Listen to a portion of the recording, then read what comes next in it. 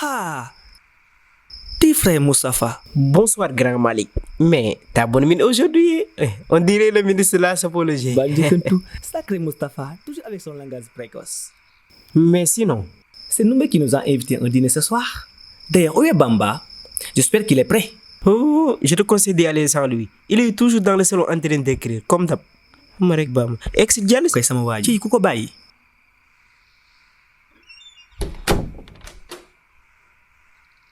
Ex dina la tardel de.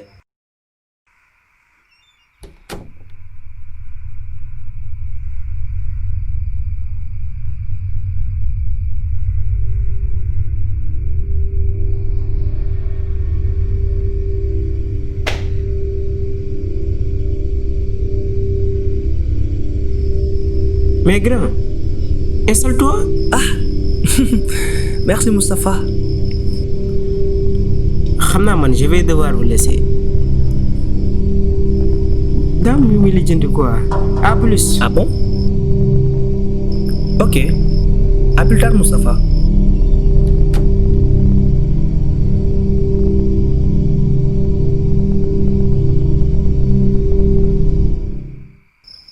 Mais Bamba.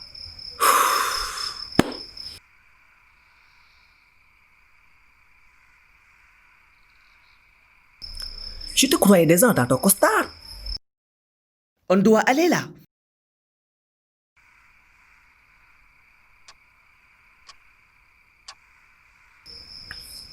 Mais d'ailleurs, sax yow. Tu rédiges quoi encore? 2 minutes, s'il te plaît. Je te dirai. 2 minutes? Ok, si tu le dis.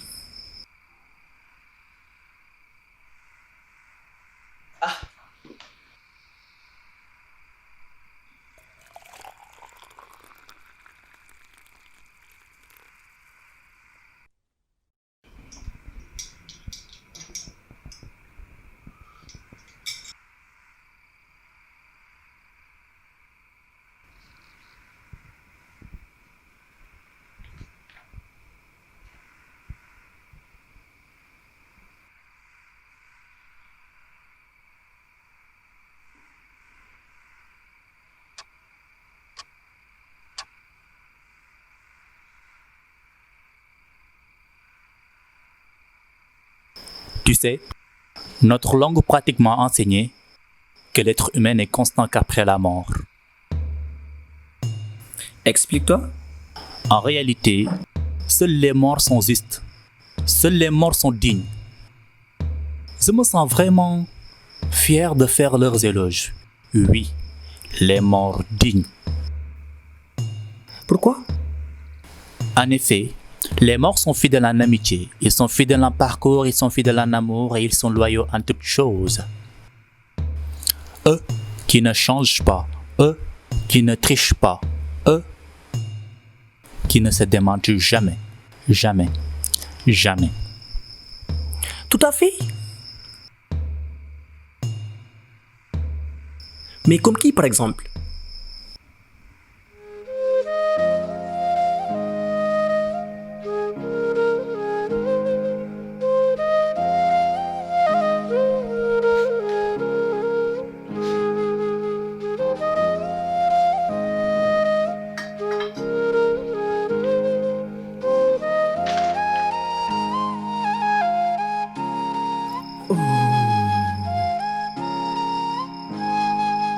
fàtte woon naa carrément que ni tey la bisu 4 décembre.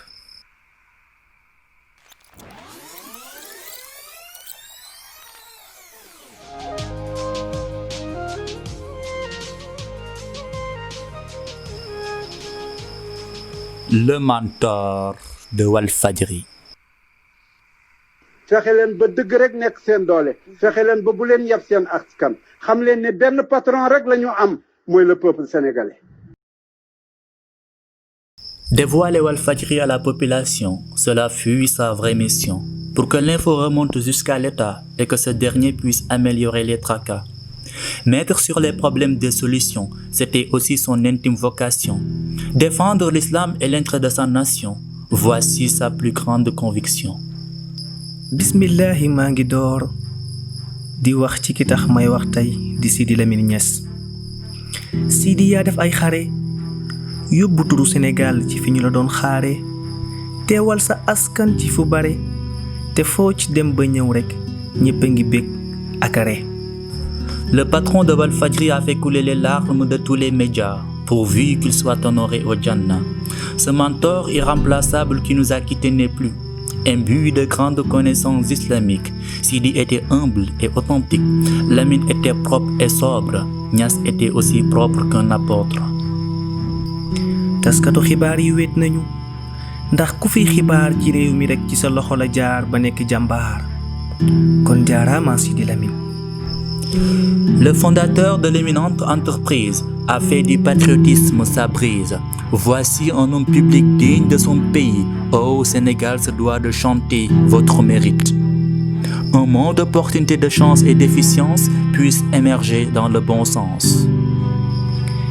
yow néewuñu la rek mën nga yéeg nga bàyyi bànkaas yi jàpp ci xob yi moo tax musoo daanu gannaaw ba yàlla jàppee ci sa tànk yi.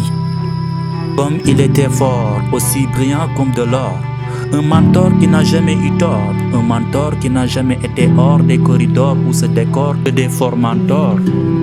Voilà le trésor des mentors. Oui, il est un trésor pour les mentors. këru diine yi sopp nañu la ndax sa liggéey ci diine ji ci téere yi waaye rawatina daara yi jëmmal nga diine lislaam sa yitte moo doon jàmm ak salaam te loolu rek moo mata ñaan. L'enseignant jovial, loyal et hors pair, qui nous inculquait que des valeurs véridiques, mais de manière chaste et pédagogique. Alors nous n'oublierons jamais votre insistance pour enrichir notre connaissance et de toutes vos bonnes intentions pour parfaire notre chétive éducation jusqu'à son dernier degré de perfection. seen patron tuddul Sidi Lamine Niass tuddul keneen c'est le peuple sénégalais c'est lui qui vous paye mooy ki leen di jëmale kanam. ki daan wax naan bu la dara gënal sa askan bu la alal jay ba nga jaay sa ngor déggal ma yii kàddi gor sama maam nee na mën nga xëyee gore yendu ci ngor taxul nga nekk gor Sidi dem na bàyyi ñu ak ay kàddi gor. Enfin, l'infatigable embaucheur qui n'a jamais sous-estimé la connaissance des jeunes du pays à qui il a donné de la chance d'exceller comme Bougane Gueye Dany, Mamadou Ibra Kane, Abdourahmane Camara, Jean Moussa Diop, Cheikh Niass. Niass Kumba Abdallah ku mënta daaneel jant bëccëg mënoo wàññi ci sa ay may dara ndax yaa fekk dara ba dul dara nga def fa muy dara.